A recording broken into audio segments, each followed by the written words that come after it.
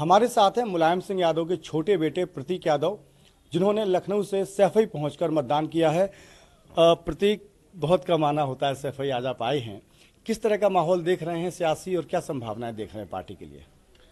जो मैं देख रहा हूँ, मुझे देख के लग रहा है कि कांग्रेस और समाजवादी पार्टी की जो गठबंधन की ये सरकार बनेगी, इसकी ऐतिहासिक जीत होने वाली है। 300 सीटों की मैं उम्मीद कर रहा हूँ। और जैसा कि आप देख सकते हैं कि समाजवादी पार्टी ने पिछले 5 सालों में इतने काम कराए हैं, और उसको देखते हुए और ये जो गठबंधन हुआ है, इसमें ऐतिहासिक जीत होने वाली है। बीजेपी जो बात करती है रैलियों में और बार बार अमित शाह से लेकर प्रधानमंत्री नरेंद्र मोदी तक कहते हैं कि 5 साल लूट घसोट की सरकार रही, बहुत सारे हमले अब तीखे होते जा रहे हैं जैसे जैसे चुनाव आगे बढ़ रहा है। कैसे देखते हैं पूरे प्रचार अभियान को आप? देखिए, बीजेपी की सरकार केंद्र में 3 साल से है, और जितने वादे किए उन्होंने उसको पूरे तो कर नहीं पाए। नोटबंदी करी, नोटबंदी से क्या कर लिया? लोगों की जानें ले ली। कितने लोगों को पकड़ पाए? काले धन वालों को। जितने वादे किए कुछ नहीं कर पाए। उनके पास मुद्दे नहीं है, तो उनके पास केवल लालचन लगाने के अलावा कोई काम नहीं है। आपकी पत्नी अपर्णा यादव भी लखनऊ कैंट से उम्मीदवार हैं और उनके खिलाफ बीजेपी ने रीता बहुगुणा जोशी को उतारा है। वो वहां से मौजूदा विधायक हैं, कांग्रेस के टिकट पर पिछली बार जीती थी। कैसे देखते हैं उस लड़ाई को आप?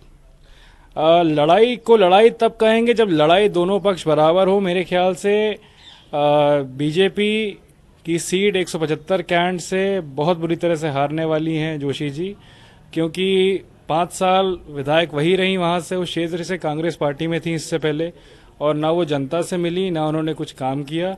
और मेरी पत्नी अपर्णा, जो कि 1 साल से लगातार वहाँ पे जनता से संपर्क में है, उन्होंने बिना विधायक हुए इतने काम कर दिए। 200 से ज़्यादा सड़कें बनवा दी, लोगों से मिलती रही, बैंक के खाते खुलवा दिए लोगों के, महिलाओं की इतनी मदद करी, बच्चियों की इतनी मदद करी। और लोगों का प्यार 175 कैंट का बहुत है अपर्णा के साथ में, और 100% अपर्णा ही जीतेंगी।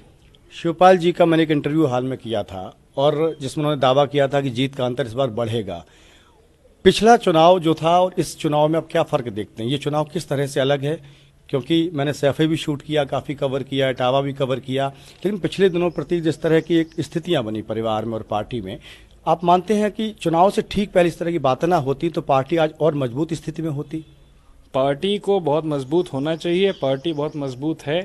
पिछले 2 महीने में जिस तरह की बातें हुई हैं, पुरानी बातों को पुरानी बात बना के छोड़ दें पीछे, और जिस तरह के काम किए हैं 5 सालों में, जनता को क्योंकि काम दिखता है, जनता का लाभ होना चाहिए। जनता का लाभ बहुत हुआ है। बहुत सारे परिवार के लोग राजनीति में आए। राजनीति आपको रास नहीं आती या व्यस्तता है, राजनीति के लिए वक्त नहीं निकाल पाते? क्योंकि राजनीति का चरित्र ऐसा है कि दावपेच समझ में आना बहुत आसान नहीं होता।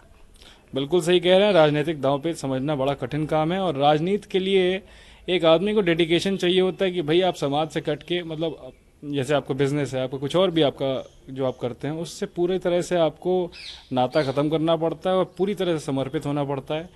जहाँ तक मेरी बात है, मैं तो जब पढ़ाई करके आया अपनी वहाँ से यूके से, उसके बाद में मेरा ओरिएंटेशन यही था कि मैं बिज़नेस करूं, और तब से मैंने बिज़नेस शुरू कर लिया। और बिज़नेस शुरू करके मैं फिर पीछे मुड़ के राजनीति की तरफ देख नहीं पाया। तो ये थे प्रतीक यादव, जिन्होंने सभी सवालों का बेबाकी से जवाब दिया, अपनी ज़िंदगी के बारे में भी बात की और सियासत के बारे में भी बात की। प्रतीक यादव ने सैफई में वोट डाला, भले उनका आना जाना कम होता हो, लेकिन वोट की अहमियत समझी और उन्होंने मतदान में हिस्सा लिया। कैमरामैन निहाल सिंह के साथ Raghavendra Dwivedi, news world India, Saifai.